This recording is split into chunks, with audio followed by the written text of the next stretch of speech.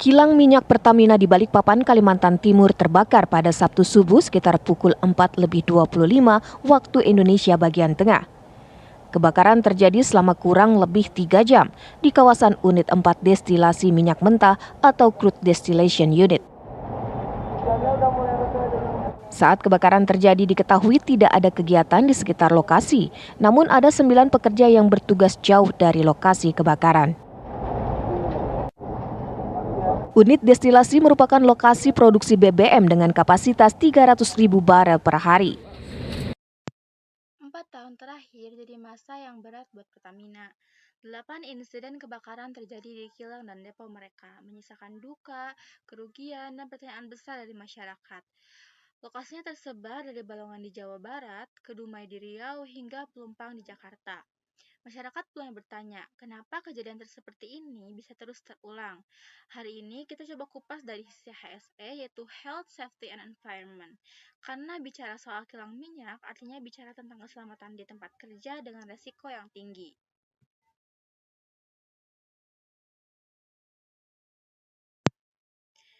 Nah, kalau kita mundur ke Maret 2021, kilang Balongan di Indramayu itu meledak dan terbakar.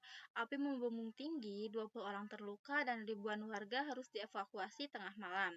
Nah, beberapa bulan kemudian, giliran Cilacap yang terbakar, bukan sekali, tapi 2 kali dalam tahun yang sama. Masuk ke tahun 2022, kilang Balikpapan mengalami 2 insiden kebakaran beruntun dalam waktu 2 bulan. Puncaknya terjadi di awal Maret 2023, Pelumpang terbakar. Kebakaran besar yang menewaskan lebih dari 30 orang dan melukai banyak lainnya. Kilang minyak bukan tempat biasa, ini adalah lingkungan kerja dengan resiko luar biasa besar. Bayangkan, di sana ada bahan bakar dengan jumlah besar, gas-gas mudah terbakar, suhu dan tekanan tinggi, serta sistem kelistrikan yang kompleks. Satu kesalahan kecil, satu percikan api di tempat yang salah, dan semuanya bisa berubah jadi bencana. Tapi bahaya itu bukan cuma soal alat dan bahan. Kesalahan manusia juga sering jadi pemicu. Kadang kita jumpai perilaku seperti tidak memakai alat pelindung, menyalakan rokok di area rawan, atau mengabaikan prosedur karena merasa sudah terbiasa. Tapi di lingkungan berisiko tinggi seperti kilang, rasa terbiasa itu bisa sangat berbahaya.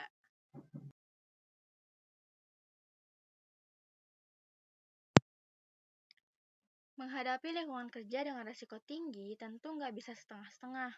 Perlu pendekatan yang menyeluruh dari teknologi, sistem kerja, sampai ke perilaku manusianya. Secara teknis, tentu saja kilang perlu dilengkapi dengan sistem pendeteksi dini seperti sensor suhu, sensor tekanan, dan alat pemadam otomatis yang langsung aktif ketika sistem mendeteksi sesuatu yang tidak normal. Ventilasi juga harus optimal untuk menghindari pemumpukan gas, tapi yang gak kalah penting adalah manusianya. Nah, setiap pekerja dari operator sampai manajer perlu benar-benar memahami soal risiko yang mereka hadapi. Apakah mereka tahu jalur evakuasi? Apakah mereka tahu bagaimana prosedur darurat jika kebocoran gas terjadi?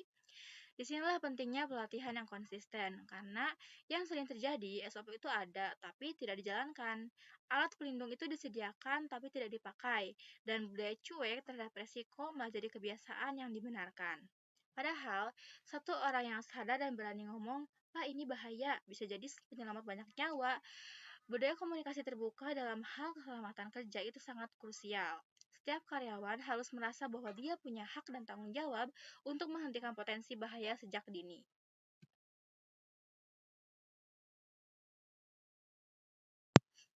Untuk semua itu bisa berjalan, dibutuhkan sistem yang jelas. Salah satunya adalah standar internasional ISO 45001 2018. Standar ini menekankan pada pentingnya mengenali risiko sejak awal, melibatkan semua pihak dan menjalankan proses perbaikan yang berkelanjutan. Di ISO ini, keselamatan bukan hanya urusan Departemen HSE, tapi bagian dari strategi perusahaan. Nah, di Indonesia juga ada PP nomor 50 tahun 2012.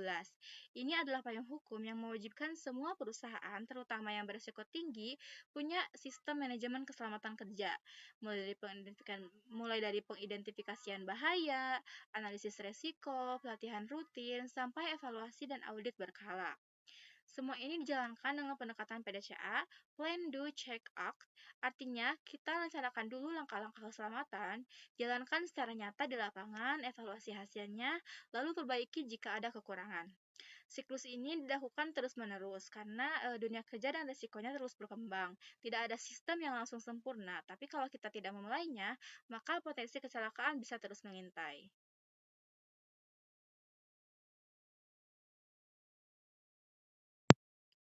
Nah, 8 kebakaran dalam 4 tahun adalah tanda serius bahwa perbaikan perlu dilakukan. Dan perbaikan itu bukan soal mengganti alat atau sistem, tapi membangun ulang budaya. Budaya keselamatan kerja yang melibatkan semua orang dari yang paling atas sampai operator di lapangan. Health Safety and Environment atau HSE bukan sekedar laporan rutin atau papan pengumuman. Ini soal menyelamatkan nyawa, soal memastikan bahwa semua orang bisa pulang ke rumah dalam keadaan utuh, karena pada akhirnya, sebesar apapun proyeknya, sekompleks apapun teknologinya, keselamatan tetap hal yang paling utama.